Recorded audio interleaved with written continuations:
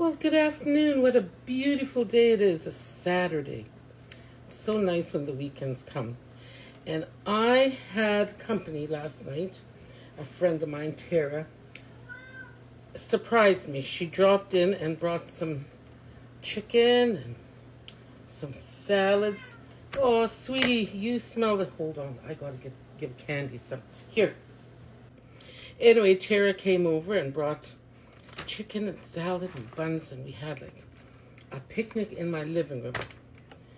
And this is the leftovers, and I'm going to make myself some. Okay, I've got the bones in there, and now I'm just going to cover it with some water. And I'll put this on a nice high heat, and I'll let it cook. Let it boil for about half an hour more. Everything is cooked already, but you want to get the flavor out of the bones. So let me put this on high, and I will be back. Well, these chicken bones have been just bubbling away on the stove here for a good half hour. So now what I'm going to do is I'm going to strain those bones out of there. And I'm not going to just stop at getting the bones out. Then I'm going to strain them over a mesh and a bit of cheesecloth, just to make sure I get every one of those little bones that tend to go into chicken. So let me do that and I'll be back. Doesn't this look lovely? This beautiful dark chicken broth. Now in here I have about a cup yet. And I might not use all this broth, as I'm making myself a small stew. So in here, I've got one small onion and one stalk of celery and two carrots cleaned and just cut roughly. Not real small, but not real big either. So I'm just going to put those vegetables in there. Oh, let me see if I can tilt this, if you can see it better. Can you? Oh, I'm going to put a couple of potatoes in there that I cleaned a little bit, peeled a little bit, but left some of the skin on too. So I'll put that in there. And there. Now, if you can see, I have just about covering the stew completely. So I am going to put a little bit more of this broth in there. Yes, just to put it over about this much more.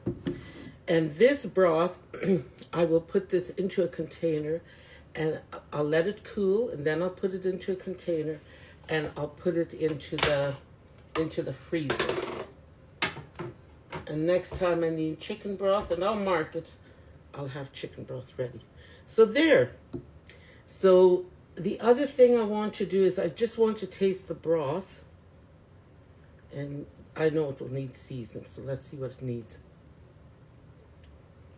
Oh yes, it definitely needs seasoning. It needs salt for sure. And I'm going to put about a good teaspoon of salt in there. And the other thing I'm going to put is some black pepper. No. Yes. This is that coarse pepper that I like. So there, I'll put that in there. And you can put other things. And I always tell you, when my grandmother cooked, sometimes we didn't have salt and pepper. And so just cooked like that. It was delicious. Perfect. Man, it's just amazing what a little bit of flavor can do to bring that up. So let me put this on kind of a medium heat and let it cook nicely. And then when I come back, we're going to make dumplings to put on top of here. So I don't know what I did, but I made a mistake. I came back on here and I thought I pressed record, and I made my dumplings. I dropped them in. I sprinkled the top with some parsley, put them on, put the timer on to 12 to 15 minutes. And I've come, and guess what?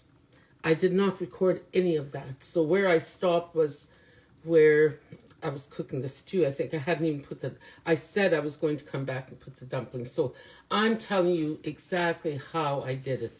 So instead of showing you, well, I'll show you what the end result looks like. And then I'll tell you how I got that. So you see I've got a lovely stew under here that I just thickened just a little bit. And I dropped some dumplings right on top of that stew and covered it up. And now I'm putting the dumplings on my plate with some of the meat and the lovely carrots.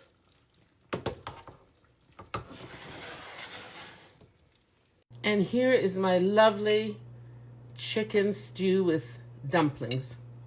And when I came back, what I did is I put the rest of the chicken meat back in there. I'd had it in the fridge. I mixed it in, and then I took a jar with a tablespoon of flour and a bit of salt and some milk, and I shook it up really hard, and then I mixed it into the stew to sort of give it a bit of thickness.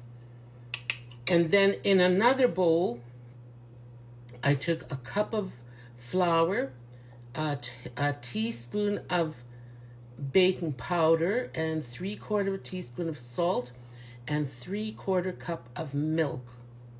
And I mix that together, and it makes a nice, it's not runny, but it's not hard either. It's like a muffin where you hold it up and it can drop off the spoon.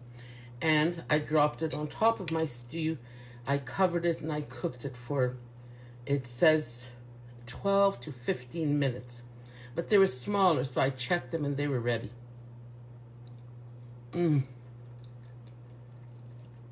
Delicious. It tastes like soaked bannock, and it's just so delicious. So that's what I had tonight with stew, and my niece came over, so we pretty well have it almost eaten up. A little bit left maybe for her to take home with herself later on. I want to thank all of you for all the comments that I got and all the concern you showed me when I had announced the death of my dear friend Stephen Valentine. I was sad, but the tears were real because he was a dear friend, someone I had never met, and yet I thought so much of him. So when I used to teach grief and loss, I used to tell people, when you feel sad, have a really good cry. It's okay to cry,